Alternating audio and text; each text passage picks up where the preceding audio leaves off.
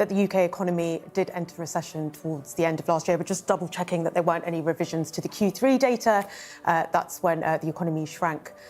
What many feared the most, what many experts predicted, finally happened. Sky News confirmed that the United Kingdom was officially in recession after successive quarters of negative gross domestic product growth. Data from the Office of National Statistics show that the GDP dipped by 0.3% in the fourth quarter, following a 0.1% decline in the previous 3 months. Recession has a ripple effect on any country's economic and social life. Talk about business losses and unemployment. There's also less tax revenue for the government to meet its obligation to the people. Economic indicators have shown that the recession has impacted the cost of living. As of last month, the inflation rate fell to 3.4% from 4% in January. You can see the sharp dip in the inflation rate from 2023. One consequence of this is that the prices of commodities have been reduced. But don't be too excited, as the cost of living remains relatively high. I say this because the Consumer Price Index grew by 4% from the previous month in February. What the recession has done is to slow down the rate of price increase. It may sound like a good thing, but it's not. The reason is recession comes with a loss of income for individuals and the government. So it's not a matter of whether food prices are going down. Can many people still afford it? The world is watching how the UK will return from this inglorious moment. But there's an important question begging for an answer. How did the UK economy fall into recession? In this video, I'll discuss 3 reasons why this happened. First factor, high interest rate. The UK economy has been battling with inflation for a while now. Let me talk about the numbers. According to Statistica, the inflation rate in the UK was 4% in January this year, the same rate in December 2023. Office of National Statistics is even more specific with marginally different data. The trend remains the same though. It puts the Consumer Prices Index, including owner-occupier housing costs, at 5.1% in January 2024. In December 2023, it was a little bit higher at 5.2%. While the current inflation rate is above the Bank of England's target of 2%, it's the lowest since March 2022, when the inflation rate was double digits, peaking at 11% in October 2022. The Bank of England increased the interest rates to reduce inflation. This move reduced inflation drastically, but it also had a ripple effect on the economy. High interest rates can affect consumers and businesses. For consumers, that would mean less credit spending and more savings. On the other hand, businesses cut down on borrowing and investing. Remember that a recession is caused by reduced economic activities over time. According to Michael Gapin, a senior economist at Bank of America, higher interest rates would reduce demand and drive down the prices of goods and services. How can this lead to a recession? The main idea behind cutting down interest rates is to reduce prices of goods and services by reducing demand. A sustained period of rising interest rates can drive an economy into recession. The reason isn't far-fetched. When consumers spend less on goods and services, businesses will reduce the availability of these goods and services equally. The result is a negative GDP growth. When this trend continues for a while, as in the UK, the effect is a recession. Second factor, the labor market decline. Remember I said that raising interest rates has a ripple effect on the economy. It doesn't just affect consumer spending and business production. It also affects the labor market.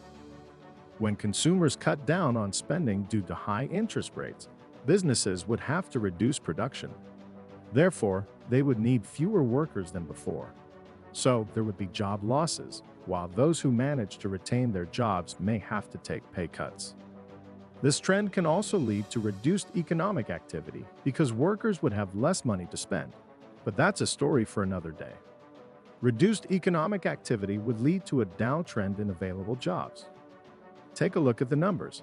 In 2022, a report by the British Chamber of Commerce indicated that the UK was experiencing the tightest labor market in decades. The report cited labor shortages with fewer available jobs at under 1.25 million. It's worse now. The number of available jobs has dipped to 932,000 vacancies as of today.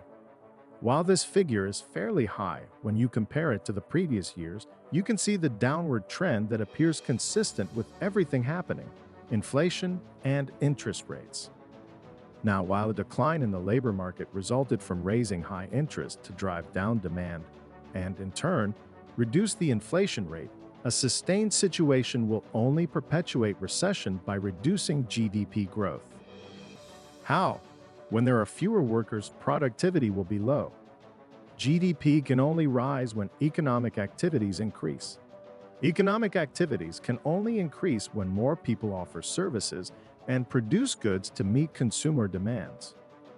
But then remember that high interest rates drove down consumer demands, so it's all intertwined. Until one of these factors improves, recession is the only outcome. Third factor, climate change. Yes, climate change also contributed to the slide into recession. How so? Before discussing how this affected the UK, I'd like to take you back to 4 years ago. In February 2020, The Independent brought to light a US study that warned of an impending recession as climate change impacted the financial markets. According to the research, extreme weather conditions responsible for floods, heat waves, wildfires, and storms were not adequately accounted for in financial markets. The implication was that when problems arise, a correction is inevitable. What does this mean? Energy markets are affected by weather conditions. For instance, extreme weather conditions can affect oil refining operations on the Gulf Coast. Some refineries sited in coastal areas can be affected by coastal flooding. Now, the markets don't account for these risks, which the study refers to as unpriced risks. Usually, insurance is the common route to mitigate against the potential financial losses from these weather conditions. However, according to the study, these hazards will be even more frequent and devastating with climate change, so much so that the potential losses are beyond what insurance can cover. So these risks need to be accounted for in the financial markets so that the future value of a business will not be severely impacted.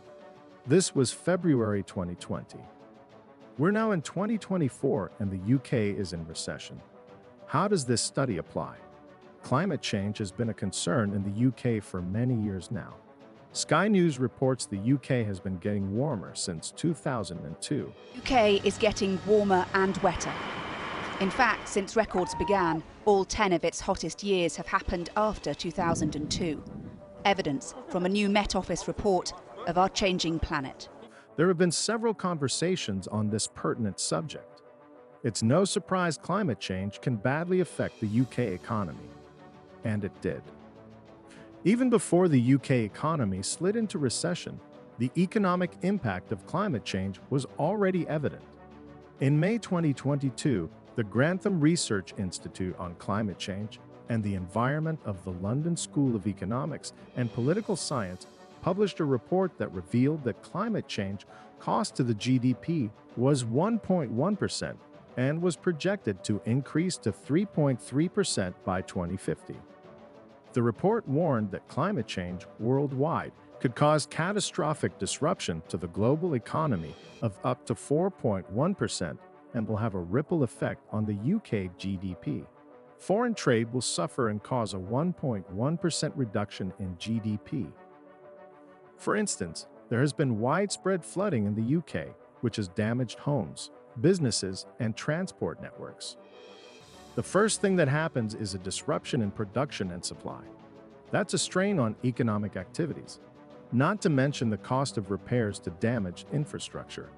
When these climatic events are more frequent, they cause prolonged economic activity pressure and slow GDP. When this continues for a while, you experience a recession. Don't forget that climate change also affects the agricultural sector. Adverse weather conditions can deplete the amount of arable land available and affect livestock health. The result is lower agricultural production, which can negatively impact the GDP. What is the government doing to tackle the recession? Recession is bad news. I mentioned that job losses are one major effect of a recession. Where there are no job losses, some people may need to take pay cuts. Either way, this means a loss of income and a reduction in living standards. According to Reuters, for the first time since the Second World War, British households would suffer a dip in living standards between one national election. If the trend continues, things could only worsen because all the factors contributing to a recession worsen the situation. Remember that the Bank of England hiked interest rates to reduce inflation. This, in turn, lowered consumer spending and business borrowing. With the rising income losses caused by the recession, economic activity will remain low, but the UK government has a plan. The first plan: tax cuts. UK's Finance Minister, Jeremy Hunt, believes that the recession will be short-lived and offers insight into the government's plan to get the UK economy out of recession, cutting taxes on work and business for a stronger economy.